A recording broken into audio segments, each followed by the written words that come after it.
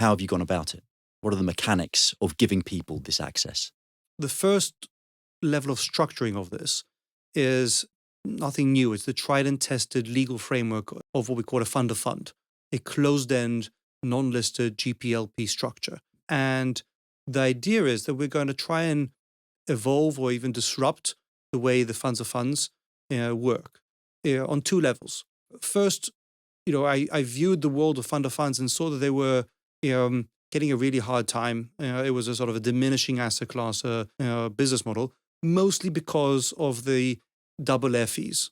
So the first thing we did on a business model perspective was to come out with an idea of not charging any management fee, only a profit share and a very low one at that. So in the same way that passive instruments and index funds in public markets were very much about a real challenger and being very low cost, we wanted the same idea to be put to play within private markets. So when we look at a gross to net spread on an IRR basis, we are very, very disruptive, challenging. We believe we are less than a tenth of anybody else out there in that fund of fund world.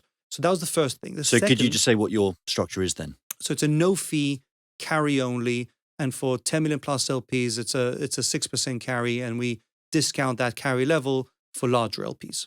Zero management fee. Zero management fee at our level. We obviously pay the underlying funds. Of course, yeah. But at our level, as a fund of fund level, secondary fund, feeder fund, etc., those are the ones to compare to. We do not charge any management fee at all. And that's the other part of how this works. And it's the investment philosophy. And basically the idea is that the fund of fund that I described program is an annual program. So every year we would look to invest and commit and subscribe to 50 of the largest private equity funds. And I use the target fund size of those underlying funds to determine who are the largest. We have to get the access to them, which is certainly not trivial.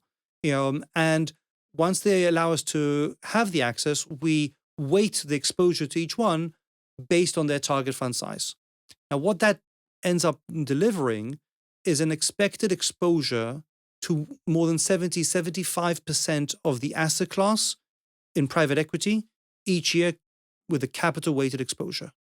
That, by definition, statistically will emulate the said pooled return, the average of the asset class in that year. So that's sort of the basics of how I work. We actually become a real LP in 50 of those funds in private equity, 50 funds in private debt each year.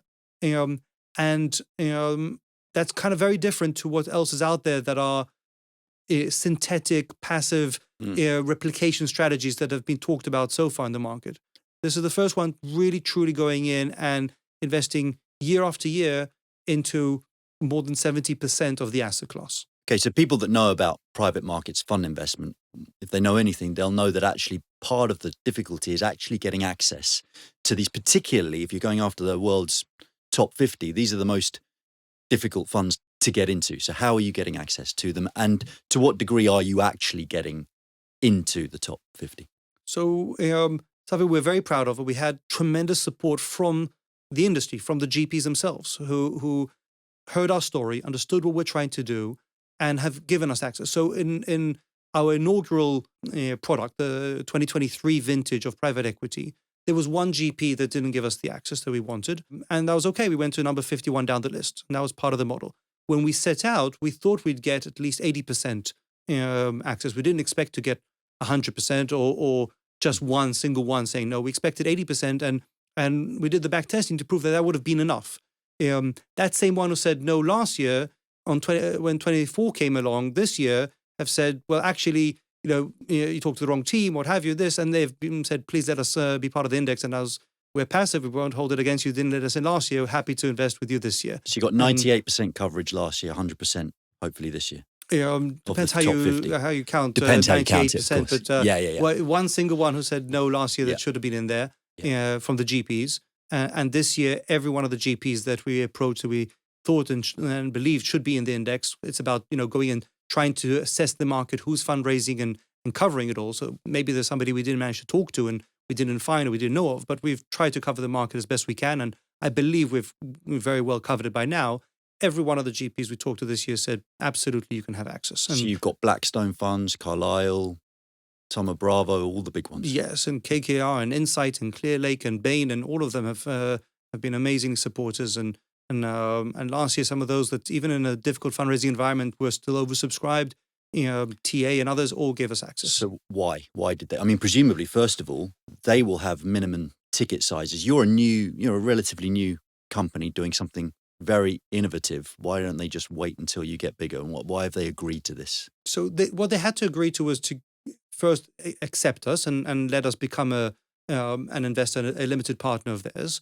And secondly, they had to agree commercially, and this was the ask, to make it not completely trivial, to let us in with a ticket size which was below their minimum, below their stated minimum in every single one of the cases. Obviously, we subscribed to close to 100 funds in the first year we launched. If you think that the average minimum ticket is north of 10 million, would have needed well over $1 billion just before I started even to have $1 billion, which we did not have. And so we did ask them to let us in below their minimums, and they agreed. And why? I'd say there are two aspects to why.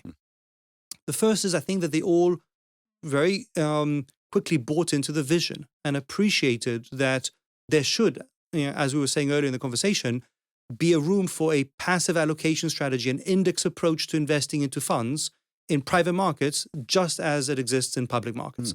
So they bought very quickly into their vision and appreciate how also in public markets it grew the pie for everyone. So this may grow the pie for them.